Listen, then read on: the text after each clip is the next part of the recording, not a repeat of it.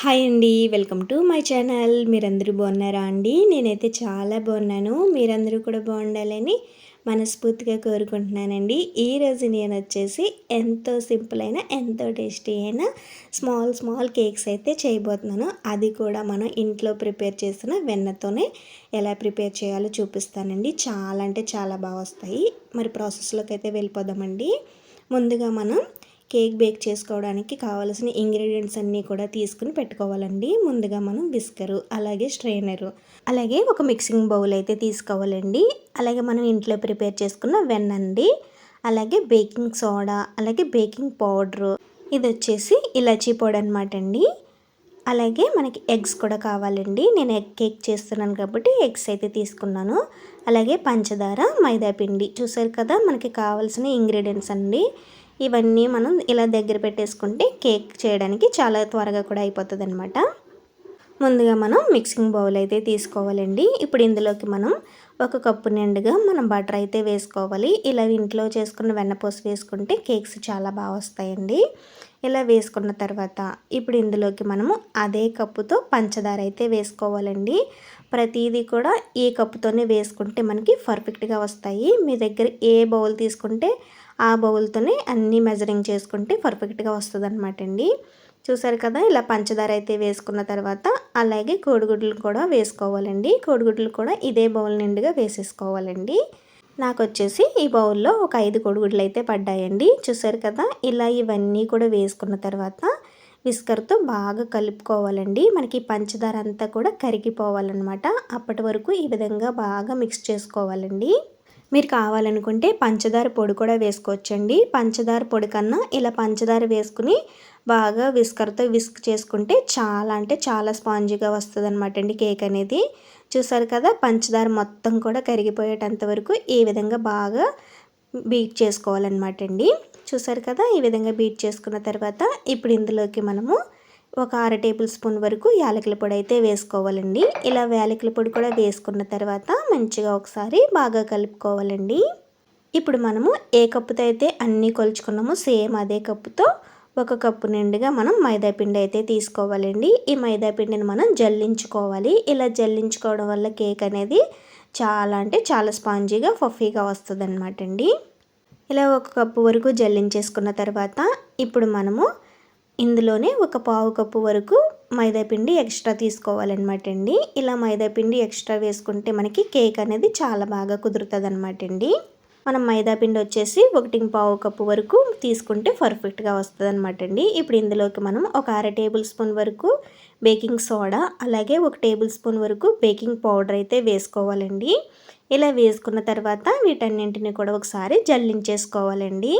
చూసారు కదా, ఈ విధంగా చక్కగా జల్లించేసుకున్న తర్వాత మంచిగా ఒకసారి బాగా మిక్స్ చేసుకోవాలన్నమాట అండి. ఉండలు అనేవి ఏవీ లేకుండా చక్కగా బాగా కలుపుకోవాలండి. బాగా కలిసే విధంగా కలుపుకోవాలి. మీ దగ్గర విస్కర్ లేకపోతే గరిటతో కూడా కలుపుకోవచ్చు అనమాట, లేదంటే చేత్తో కూడా కలుపుకోవచ్చు అనమాట అండి. చూసారు కదా, ఈ విధంగా బాగా కలిసేలాగా ఈ విధంగా కలుపుకోవాలన్నమాట అండి. చూసారు కదా, మనకి బ్యాటర్ అనేది ఇంత క్రీమీగా రావాలన్నమాట. మనం ఇందులో ఎటువంటి పాలు ఏమీ వేయాల్సిన అవసరం లేదనమాట అండి. చాలా అంటే చాలా బాగా వస్తుంది అనమాట అండి. బ్యాటర్ అనేది ఈ విధంగా క్రీమీగా రెడీ అయిన తర్వాత ఇప్పుడు మనము పక్కన పెట్టేసుకోవాలండి. బ్యాటర్ అనేది ఈ విధంగా రెడీ చేసుకుంటే మనకి కేక్స్ అనేవి ఎక్కువ రోజులు కూడా ఫ్రెష్గా ఉంటాయి అన్నమాట అండి. ఇప్పుడు మనం స్టవ్ వెలిగించుకుని ఏదైనా దలసరిది ఇలా తవా అయితే పెట్టుకోవాలండి. ఇలా తవా పెట్టుకున్న తర్వాత ఇప్పుడు మనం ఇలా గుంత పొంగనాలది స్టాండ్ అయితే పెట్టుకోవాలండి. ఇలా స్టాండ్ పెట్టుకున్న తర్వాత మనం ఈ గుంతల్లోకి బటర్ అయితే అప్లై చేసుకోవాలండి. ఇలా ప్రతి గుంతల్లో కూడా మనం బటర్ అయితే అప్లై చేసుకోవాలి. బటర్ అనేది మరీ ఎక్కువగా వేయాల్సిన అవసరం లేదనమాట అండి. కొంచెం లైట్గా అప్లై చేసుకుంటే సరిపోతుందండి. ఈ విధంగా అప్లై చేసుకున్న తర్వాత మూత అయితే పెట్టేసుకుని ఒక 2 నిమిషాల పాటు చక్కగా హీట్ అవ్వనివ్వాలండి. చూసారు కదా, మనకి ఒక 2 నిమిషాల తర్వాత చక్కగా హీట్ అయిపోయింది కదండి. ఈ విధంగా హీట్ అయిన తర్వాత కేక్ బ్యాటర్ని ఇలా కొంచెం కొంచెంగా తీసుకోవాలండి. మరీ ఎక్కువగా అయితే తీసేసుకోకూడదండి. మనకి గుంతలు అనేవి చిన్నగా ఉన్నాయి కదండి, చూసుకొని వేసుకోవాలండి. ఇలా గొంతుల్లో కేక్ బ్యాటర్ అయితే వేసేటప్పుడు మరీ నిండుగా అయితే వేసేసుకోకూడదండి. కొంచెం వెల్త్గానే వేసుకోవాలి. మనకి కేక్ అనేది పొంగుతుంది కాబట్టి ఈ విధంగా వేసుకుంటే సరిపోతుంది అనమాట అండి. మీరు కేక్ అనేది ఇలా గుంతల్లోనే కాకుండా మీరు నార్మల్గా గిన్నెల్లో కూడా వేసుకోవచ్చు, లేదంటే కప్పుల్లో వేసుకోవచ్చండి. లేదంటే ప్లెయిన్ కేక్ లాగా ఒకటే కేక్ లాగా అయితే కూడా చేసుకోవచ్చు అనమాట అండి. ఇలా గుంతలన్నాటిలో బ్యాటర్ అయితే వేసేసుకున్న తర్వాత ఇప్పుడు మనం మూత పెట్టేసుకుని ఒక 5 నుంచి ఒక 6 నిమిషాల పాటు బేక్ చేసుకోవాలండి. చూసారు కదండి, ఒక 5-6 నిమిషాల తర్వాత కేక్ అనేది ఒక సైడ్ బాగా బేక్ అయింది కదండి. ఈ విధంగా బేక్ అయిన తర్వాత రెండో వైపుకి కూడా టర్న్ చేసుకోవాలండి. ఈ విధంగా టర్న్ చేసుకున్న తర్వాత ఇప్పుడు మనము మూత అయితే పెట్టకూడదనమాట. మూత పెట్టకుండానే 1 నిమిషం పాటు బేక్ చేసుకుంటే సరిపోతుంది అనమాట అండి. చూసారు కదా, మనకి రెండో వైపు కూడా చక్కగా బేక్ అయ్యాయి కదండి. ఈ విధంగా బేక్ అయిన తర్వాత తీసుకుని ఒక బౌల్లోకి అయితే వేసేసుకోవాలండి. మనకి చిన్న చిన్న కేక్స్ అనేవి పిల్లలకి చాలా బాగా నచ్చుతాయండి. చాలా అంటే చాలా బాగుంటాయి. మన ఇంట్లో ఇలా బటర్తో చేస్తే కేక్స్ అయితే చాలా స్పాంజీగా వస్తాయి అన్నమాట అండి. చూసారు కదా, ఈ విధంగా మళ్ళీ రెండోసారి కూడా ఈ విధంగా బటర్ అయితే అప్లై చేసుకోవాలండి. ఇలా మనం ప్రతి వాయికి కూడా ఈ గుంతల్లో బటర్ అయితే అప్లై చేసుకోవాలండి. అప్లై చేసుకున్న తర్వాత ఈ విధంగా మనం బ్యాటర్ అయితే వేసుకోవాలండి. ఇలా వేసుకుంటే మనకి కేక్స్ అనేవి చక్కగా వస్తాయి అన్నమాట. చూసారు కదండి, ఇలా నిండుగా కాకుండా కాస్త వెల్తిగానే వేసుకోవాలండి. ఈ విధంగా వేసుకున్న తర్వాత మళ్ళీ మూత పెట్టేసుకుని ఒక 5 నుంచి ఒక 6 నిమిషాల పాటు టైం పడుతుంది అనమాట. మంట అనేది హై ఫ్లేమ్లో అస్సలు పెట్టకూడదండి, మీడియం మంట మీదే ఉడికించుకోవాలండి. చూసారు కదండి, ఒకవైపున బేక్ అయిన తర్వాత రెండో వైపుకి కూడా టర్న్ చేసుకోవాలండి. మనకి చాలా అంటే చాలా బాగా వస్తాయి అన్నమాట. అసలు మనకి అంటుకోకుండా చాలా బాగా వస్తాయండి. చూసారు కదా, ఇదే విధంగా మిగిలిన కేక్ బ్యాటర్ అంతా కూడా ఈ విధంగానే వేసుకోవాలండి కేక్స్ అనేవి.